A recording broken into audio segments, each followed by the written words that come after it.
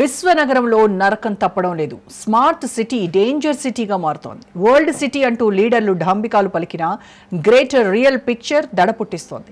అభివృద్ధిపై శ్రద్ధ చూపుతున్నామంటూ చెబుతున్న greater Hyderabad municipal corporation వర్షాల కాలంలో తలెత్తే సమస్యలపై ఎలాంటి ముందస్తు చర్యలు తీసుకోవడం లేదు. బల్దియాలో నాలాలు మృత్యు కుహరాలుగా మారిపోయాయి. డ్రైనేజీలు పొంగి పొర్రుతున్నాయి. ట్రాఫిక్ పద్మవ్యూహం నుంచి బయటపడేందుకు ప్రయాణికులు నానా తంటాలు పడుతున్నారు. గంటల కొద్దీ రోడ్లపైనే ఉంటున్నారు. భాగ్యనగరంలో ఎందుకు ఈ దయనీయ పరిస్థితి? పాలకుల నిర్లక్ష్యమా, ఆఫీసర్ల తప్పిదమా, జీహెచ్ఎంసీ నిర్ణయాలే కారణమా? గ్రేటర్ హైదరాబాద్ను కాపాడుకునే మార్గాలేంటి? పాలకుల ముందున్న సవాళ్లేంటి?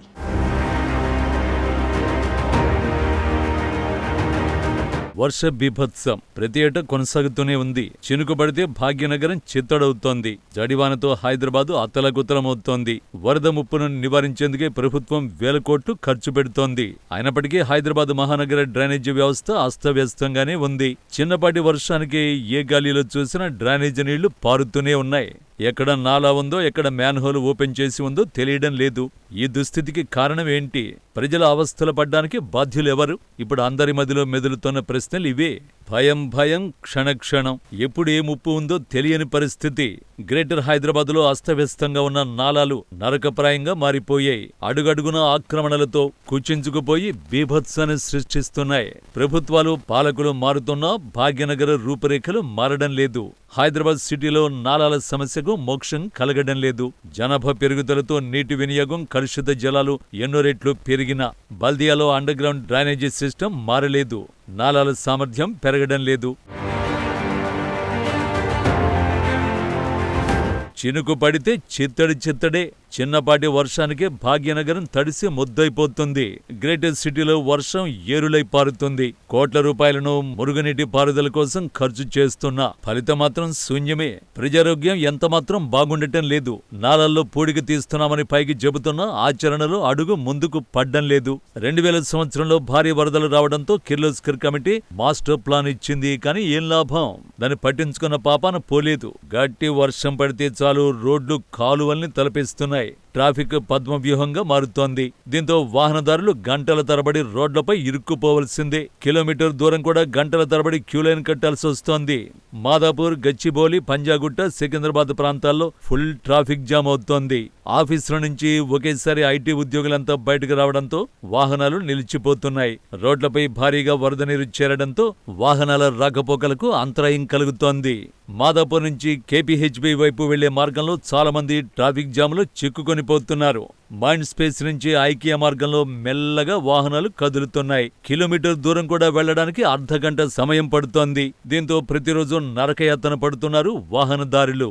ట్రాఫిక్ జాములకు ఐటీ కారిడార్ కేరఫ్ గా మారింది. మాదాపూర్, గచ్చిబౌలి, నానక్రామ్గూడ ఐటీ హబ్గా ఉండగా ట్రాఫిక్ సమస్య అదే స్థాయిలో ఉంది.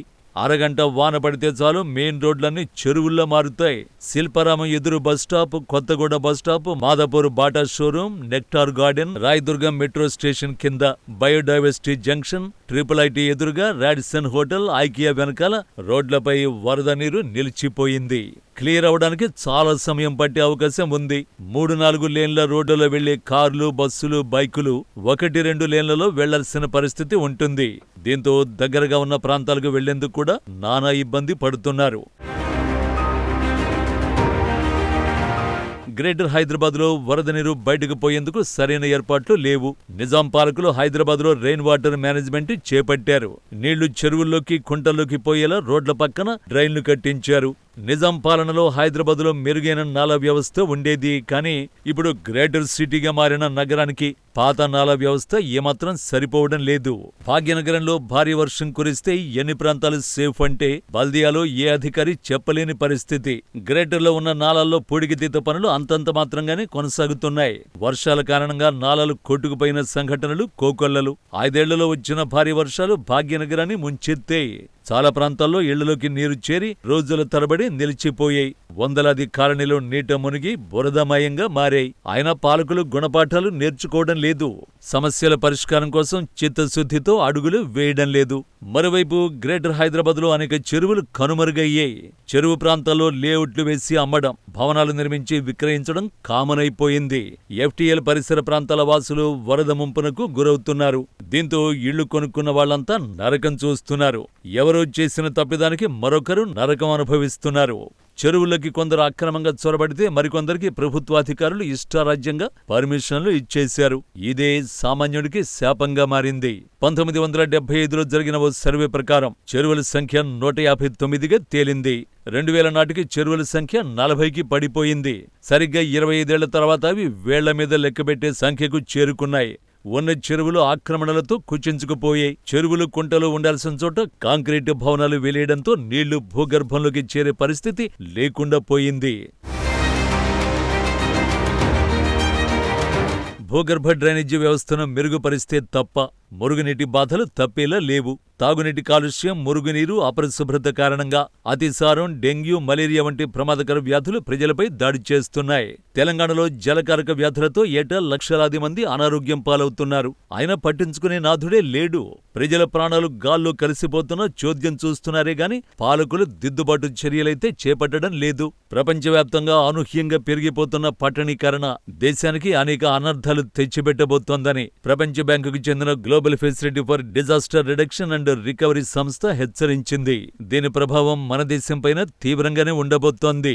హైదరాబాద్ మున్ముందు మరిన్ని వరదల బారిన పడే ప్రమాదం ఉందని స్పష్టం చేసింది. పట్టణీకరణతో భారత నగరాలకు ఎదురయ్యే 6 అతి పెద్ద సమస్యల్ని ప్రపంచ బ్యాంకు తన నివేదికలో ప్రస్తావించింది. ఉష్ణోగ్రత పెరుగుదల, వాతావరణంలో అనూహ్య మార్పులు, తద్వారా ముంచుకొచ్చే వరదలు, తాగునీటి కొరత, అపారిశుద్ధ్యం, ప్రజా రవాణాలో సంక్లిష్టత అనే సమస్యలు పట్టణాలను అధికంగా ప్రభావితం చేస్తున్నాయి. దేశం మొత్తం జనాభాలో 3/3 మంది వీటి బారిన పడే ప్రమాదం ఉంది. గతంలో వరద ముంపు ప్రమాదం ఎదుర్కొనని హైదరాబాద్, బెంగళూరు, ఇండోర్ వంటి నగరాలకు ప్రమాదం పొంచి ఉంది. ఇలాంటి వాటిని ఎదుర్కొనేందుకు కేంద్ర, రాష్ట్ర ప్రభుత్వాలు సిద్ధం కావాలి. ప్రజా రవాణా, తాగునీరు, మురుగునీటి పథకాలను యుద్ధ ప్రాతిపదికన మెరుగుపరచాలి. వరదలను తట్టుకునేందుకు డ్రైన్ల సామర్థ్యాన్ని పెంచాలి. వర్షాలుంటాయని వాతావరణ శాఖ హెచ్చరికలున్నాయి. 1 కోటి మందికి పైగా ప్రజలకు సేవలందించాల్సిన అధికారులు ముద్దు నిద్ర వేడటం లేదు. ప్రభుత్వ యంత్రాంగాలు సమన్వయంతో ప్రజలకు ఇబ్బందులు లేకుండా ఎప్పటికప్పుడు తగిన చర్యలతో పనులు చేయాల్సి ఉండగా అందుకు భిన్నంగా వ్యవహరిస్తున్నాయి. దీంతో ప్రజలు పడరాని పాట్లు పడుతున్నారు. వర్షంలో ఎక్కడ ఏ గుంత ఉందో, ఎప్పుడు ఏ ప్రమాదం ముంచుకొస్తుందో తెలియక తప్పనిసరి ప్రయాణాలు చేయాల్సిన వారు వణికిపోతున్నారు.